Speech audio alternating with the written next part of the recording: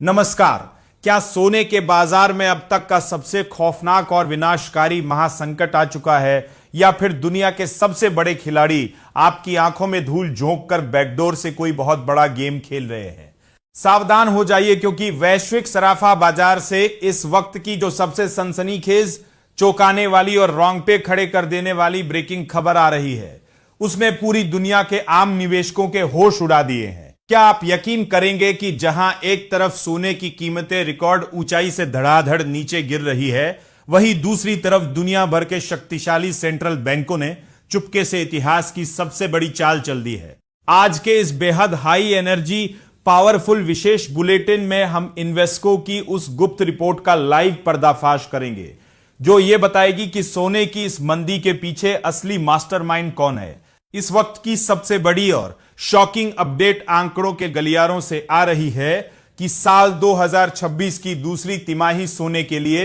साल 2013 के बाद की सबसे खराब तिमाही साबित हुई है, जहां इन्वेस्टकों के डेटा के मुताबिक सिर्फ 3 महीनों में सोने की कीमतों में 14.1% का महाक्रैश देखा गया है और सोना अपने जनवरी के रिकॉर्ड हाई से सीधे $1500 प्रति औंस नीचे आ चुका है। अगर भारतीय घरेलू बाजार की बात करें तो एमसीएक्स पर अगस्त डिलीवरी वाला सोना 1,44,000 रुपए प्रति 10 ग्राम के स्तर पर आ चुका है और चांदी 2,26,000 रुपए प्रति किलोग्राम के आसपास हिचकोले खा रही है। वहीं अंतरराष्ट्रीय बाजार में भी कीमतें नवंबर 2025 के बाद पहली बार $4,000 के मनोवैज्ञानिक स्तर से नीचे चली गई थी, जो वर्तमान में $4,018 पर बंद हुई है। सोने पर यह जानलेवा ट्रिपल अटैक अमेरिका में कोर पीसी महंगाई दर के 3.4% पर पहुंचने, डॉलर की बेहिसाब मजबूती और अमेरिका ईरान के बीच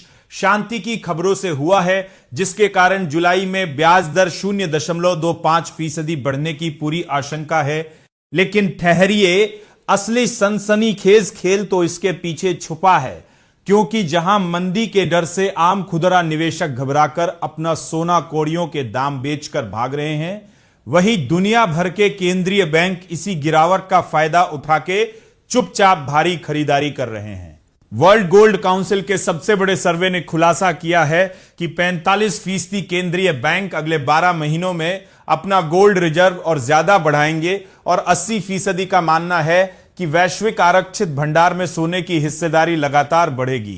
क्योंकि वे डॉलर पर अपनी निर्भरता खत्म करके डी डॉलराइजेशन करना चाहते हैं। इन्वेस्टकों की माने तो साल 2026 की दूसरी छमाही में सोना अपनी खोई हुई चमक वापस पाकर एक बार फिर नया इतिहास रचेगा, इसलिए केंद्रीय बैंक इसे एक सुनहरे मौके की तरह देख रहे हैं। तो क्या आपको भी लगता है कि केंद्रीय बैंकों की यह चाल सही है और सोने में निवेश करने का यह सबसे सटीक मौका है, या फिर बाजार अभी और नीचे गिरेगा? अपनी राय हमें कमेंट बॉक्स में लिखकर जरूर बताएं।